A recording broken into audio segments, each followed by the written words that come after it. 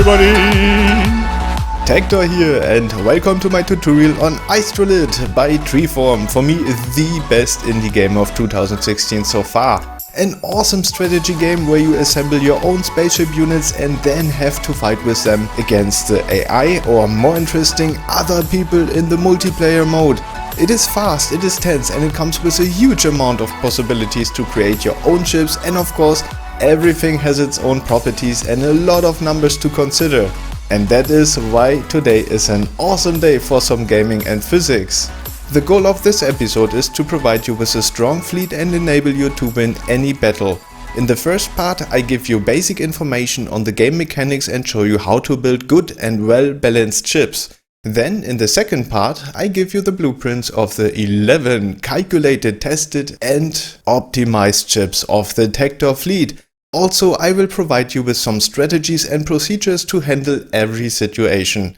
The whole tutorial in written form with pictures and additional information is available on TecThor.com, and if you enjoyed this episode then don't forget to support me. Smash the like button and subscribe to the channel. Alright, and that's it. Now let's do it. We start with the battlefield, and this is what it looks like. There are two teams having each one base on the map. The alpha team is on the left side and the beta team on the right side. In order to win a round you have to conquer all the checkpoints or positions of your enemy. In total there are always 8 positions that can be conquered, and each team has 4 of them in the beginning. To conquer a position you have to place a ship on it while no enemy is there. You start with a total of $2,000 and earn $10 per second with your main base and another $1 per second with every captured position. And of course from the money you buy your units. Ergo, having more positions than your enemy means you earn more money and therefore have an advantage. A very important thing to know are the hotkeys. You definitely should make use of them. X, for example, stops a unit, and with F you can follow units. The special feature on the follow function, by the way, is that it also works on enemy units. And that is a very good thing to know in case that you use missiles. Just let it follow an enemy unit and it will find its target all by itself while you are already concentrating on your next move. Then you can group ships by using the combo Ctrl plus any number from 1 to 0 on the keyboard. And well, by hitting the number again you quick select the whole group. If you want to select all ships of the same type you can also make a double click on one of those ships and well, you select them all. And yeah, these are the most essential basics that you have to know. We will be talking a lot about ships, so let us introduce a quick definition for ship classes. You can read more about that on TecThor.com, but for now all you need to know is that I divide units into the following classes. Drones. They are small and cheap units that you can use for support, conquering or diversion. Then fighters, which are medium-sized ships and are used to attack enemy ships, conquer positions or defend other units. Next on the list we have the destroyers.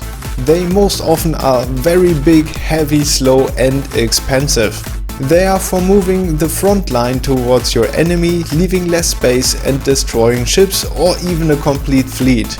Then we have support units, which are normally not equipped with any weapons and fulfill specific extra functions like providing energy or keeping enemies away. And last but not least we have bombs and missiles. These are small units that you send off to your enemy in order to damage or destroy ships. Alright, enough of this. Now let's take a look at the most important thing in Istrolid, the assembly of the units. You can choose from 68 different parts and build a ship that can cost a maximum of $1,000. Each part has its own properties, and once you have assembled your unit you can see its statistics here on the right side. Now the key question is, what do you have to do to assemble a unit that is actually good? Because there are like a million combination possibilities, all resulting in a different ship. In order to answer that question we have to get familiar with the different parts and divide them into good and bad. As a physicist I cannot just do trial and error. I want exact results, and that is why I analyzed all 68 parts, searched for optimal combinations and tested them to get the final evaluation. And this is the result. These tables tell you which parts are the best choice, what is the best deal, and which parts you should pick over others. Isn't that awesome? Now you can look up which parts are the best parts for your ship and use them. Of course, you can find these tables on my homepage, and you will also find a downloadable Excel file that include those tables together with some other useful tools that I use to build my ships. For free, of course.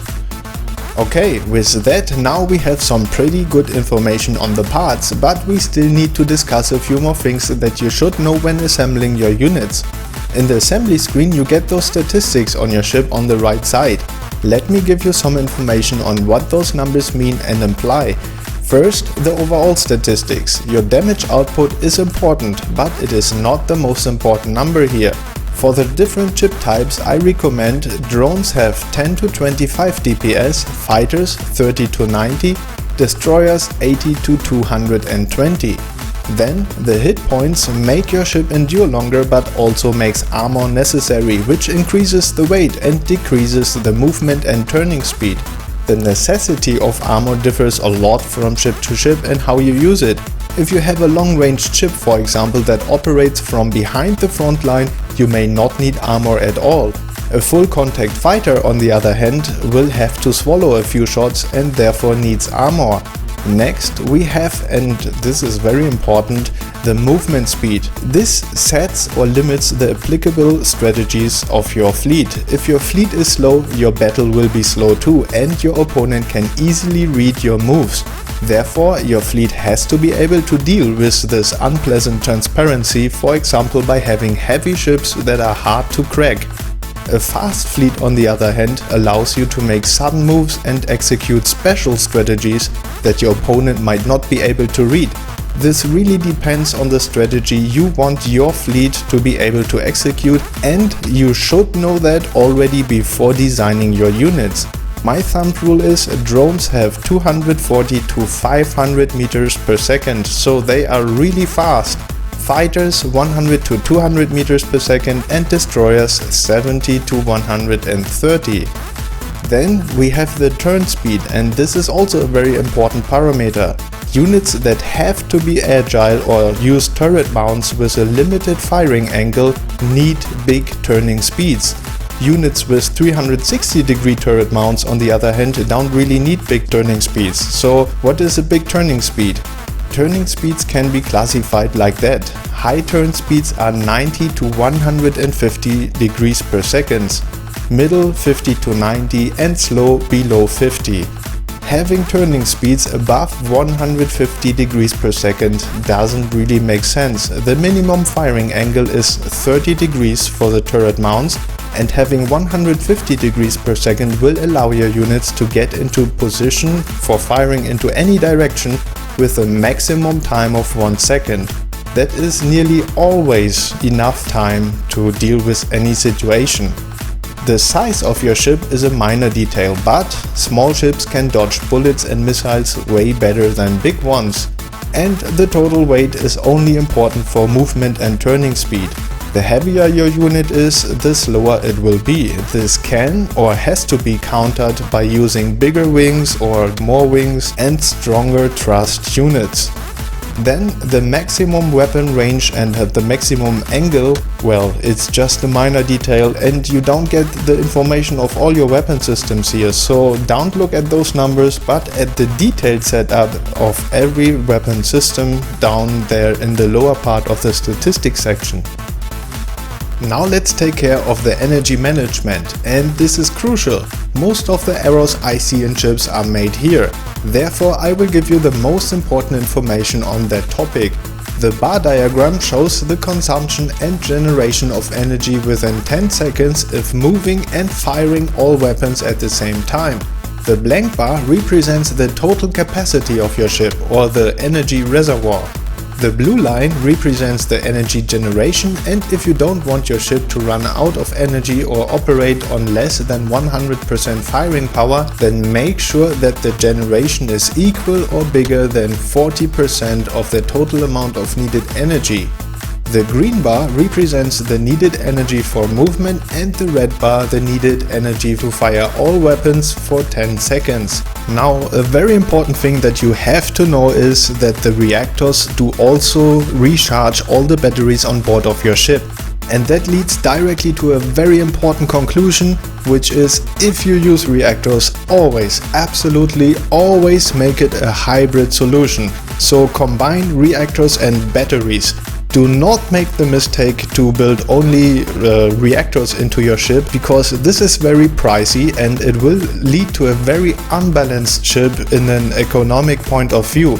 And the money that you spend there is way better spent in another big battery pack and then maybe an additional turret that deals more damage or armor or thrust units or wings or whatever. Alright, to get a better feeling of the energy management, let's make a quick example. This ship recharges within 30 seconds and has a capacity that allows to fire all weapon systems while moving for exactly 20 seconds. If we now would change the capacity so that it exactly is as big as the amount of needed energy, it would have only 50% firing power after 10 seconds and around 25 after 20 seconds. That is bad and makes the unit useless. You could as well just throw away 1 or 2 weapon systems and have the remaining ones firing at 80 to 100% all the times. So make sure that you have more capacity than energy needed, or that you recharge fast enough to deliver at least 80% firing power at all times. For light units, however, with low HP like drones, it can be okay to use low capacities, as they won't survive long enough in a fight to fire for more than 10 seconds. But for bigger ships, you should have enough power to fight at least for 15 to 20 seconds with 100% weapon power. And therefore your capacity should be around twice as big as the needed energy. Include that into your design. Then one more note on the total energy consumption. An easy thumb rule here is that the needed energy within 10 seconds should never exceed 8000 energy units per second. You can't recharge that fast enough and your ship will have an insufficient energy balance. For burst units, however, this can still make sense, but those units will only be used once to fire all the weapons, and afterwards they will have to recharge and are useless on the battlefield. Of course, this depends again on your strategy, but if you don't want an idling ship on the map, don't use burst units and never exceed those 8000 energy units per second. Now we come to the weapons, and this is error source number 2 for most of the ships. You can select between several turrets and you can also get boosters to enhance your weapons big time. But you can also overdo it and make your unit completely useless. Or in other words, there is an optimal combination of boosters for every single weapon system. Every weapon can be surrounded by up to 6 boosters, and if you have more than one weapon adjacent to the booster, the effects get distributed. The problem with the boosters is that they all come with a catch, except for the overkill booster. The reload time is increased, or in case of the reloader, the energy consumption increases. I analyzed all weapon systems and searched for the best combination in terms of energy consumption, range, projectile speed and damage output. And this is the result. An awesome little table that tells you which boosters to use, how many of them and how many batteries and reactors you need and what that all will cost. Those numbers are the perfect combination and are supposed to give you an orientation. You probably won't always have a fully boosted weapon system and might differ from those numbers a little bit, but no problem. This table is included as a little calculator in the downloadable Excel file. So if you'd like to use it, just go over to TecThor.com, get it and use it to analyze and optimize your own ships. A few more things on the boosters. Why boost projectile speed with speed coils? It is to enhance slow projectiles that otherwise can easily be dodged, and a dodged shot is worth nothing even if you have 999 DPS. So use this booster to increase the probability of a hit for slow projectiles. The no overkill booster is not listed in the table, but it also doesn't have to be.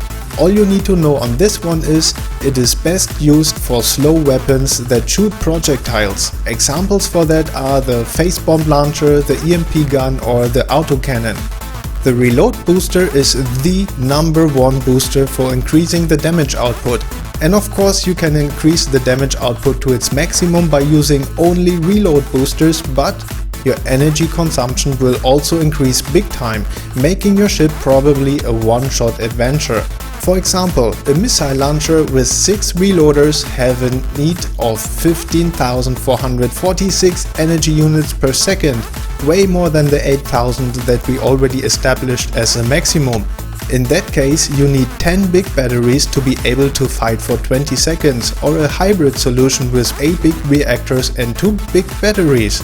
That is not efficient, and also it already costs more than $1,000, and you cannot build such a ship. Only option is to use less reactors and more batteries, causing the ship to run out of energy very fast. And of course, I see people doing that, and don't get me wrong, those ships can be very good damage dealers, but I just wait until they are drained and I keep dodging the bullets. I use a point of defense to simply shoot down the bullets or missiles, and once the ships are drained they become a very easy catch. So avoid doing this. The targeting booster is great to enhance your weapon range, but take care that you don't overdo it. If you boost weapons that use projectiles too much, they will get useless as the shots most probably will get dodged. Now let me give you one more awesome tool that is simple to use, classifies your units and detects how good they are within their own class. I build a lot of ships, and for the strongest ones I measured the range of the average ratios of HP, energy consumption, DPS and speed to the money spent. And this is the result, a table that shows you how good a unit fits into its own class and if it's still missing something. I wrote a little tool where you can enter your ship data and test your own ships. And again, also available on TecThor.com in the downloadable Excel file. With this you can now easily check if your unit fulfills the most important criteria and if it's well balanced or not. Just combine ship parts until they fulfill the criteria of a class and you're good to go. Of course, this is bounded to my definitions, and of course there are exceptions to this, but this tool provides you a quick check and points out major mistakes. Isn't that awesome? Now we really have everything we need to build a good and well-balanced ship. And to do so, you can follow an easy and systematical plan. First, select your desired weapon systems, and if you are not sure which one to pick, you simply use one of the green ones from the part evaluation. Second, if desired, boost your weapons as shown in the weapon and boost analysis. You don't have to boost them exactly like the table suggests, but you should try to, as it is the most efficient combo. Third, when all your weapons are placed within the assembly area, you start placing the energy supplies. How much batteries and reactors you need can be calculated in the Excel tool, or you simply follow the rules that we established for the energy management. Fourth, after that you start fulfilling the remaining ratios from the table I just gave you. Add armor for HP or thrust units for speed. If you cannot fulfill the ratios, you might have to add or remove a weapon system and start from step 1 again. And the last step, if you fulfilled the ratios, you can start fine-tuning your ship and add additional parts or exchange parts as you wish to. But make sure that you stay within the ratios of the class table.